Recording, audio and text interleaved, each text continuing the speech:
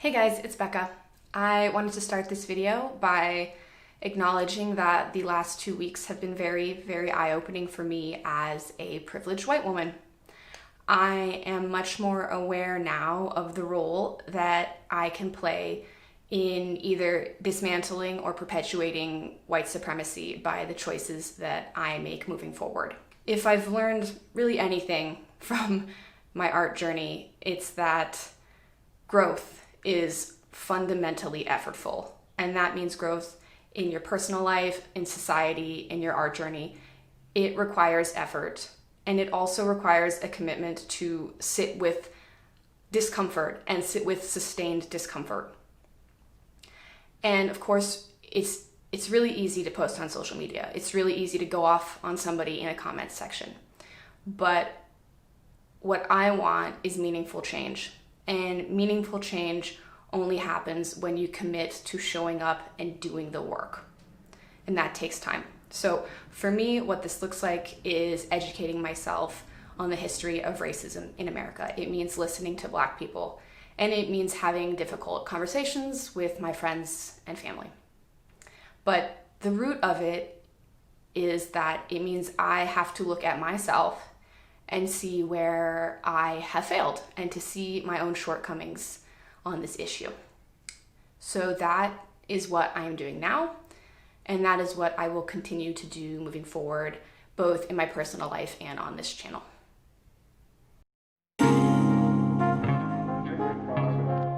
Okay guys, this is week 2 of my Adobe funded project. I'm working on a character design for a short film concept that I had talked about in my video 2 weeks ago.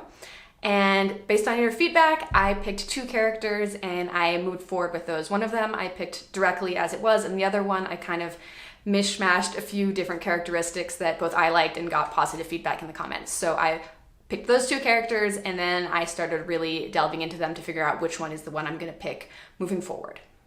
So the first thing I worked on was facial expressions, and I have to say, guys, I am so excited about the improvement that I see in these. I'm going to show some older attempts, specifically my first attempt from maybe about 6 months ago to do any type of facial expressions, and I mean, the difference is night and day to me.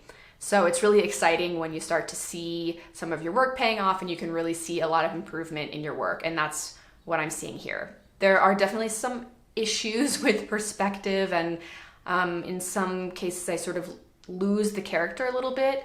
They're not necessarily bad expressions, but it doesn't necessarily look exactly like the original character. So that's something I need to focus on and work on. But in general, I'm happy with the improvement that I see in these. And the next thing that I went after was gestures. And again, I was just like, yes, finally, we're getting somewhere with these. And I think a lot of the improvement here comes from this schoolism course that I'm working on right now with Alex Wu. It's a gesture drawing class. And when I'm done with the course, I'll do a review of it. But you can really see I'm starting to understand how to push the shapes more, how to make the characters feel like they exist in space. They have more personality, they're more dynamic. It's just a really big improvement. And not only that, they're becoming more fun than effort.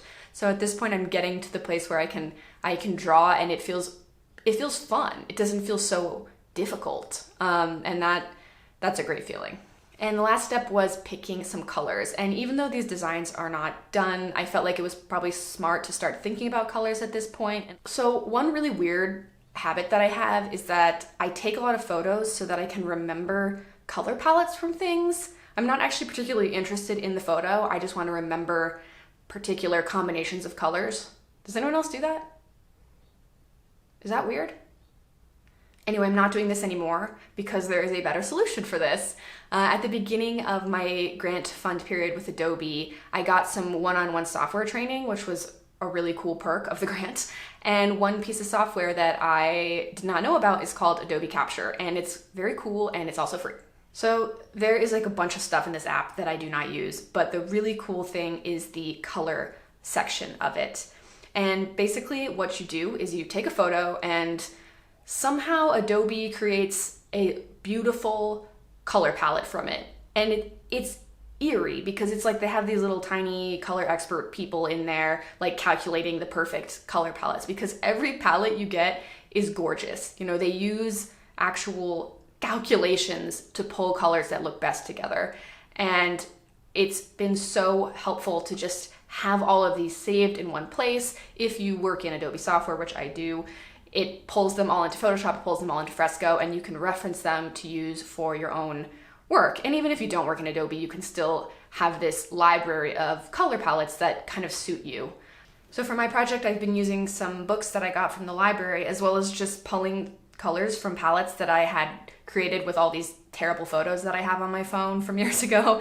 So the main thing that I was thinking about when I was picking colors for the first character was that I kind of wanted to offset the girliness of her a little bit. I felt like if I went too feminine with the colors, it made the character a bit too one-dimensional, because she is a sweet character, but I did not want her to just seem overly cookie cutter. So I tried to pick colors that were maybe less feminine or maybe more bold to try and lend those qualities to the character. And for the second version, I actually did the opposite. I felt like maybe she looked a little too edgy, maybe a little too mature. So I tried to pick colors that seemed a bit younger and that seemed a bit more delicate and gentle and maybe calming versus having a more edgy sort of confrontational look. So that's where I'm at right now. Let me know what you guys think. Let me know which ones you like, which ones are your favorite, and I will see you guys next week.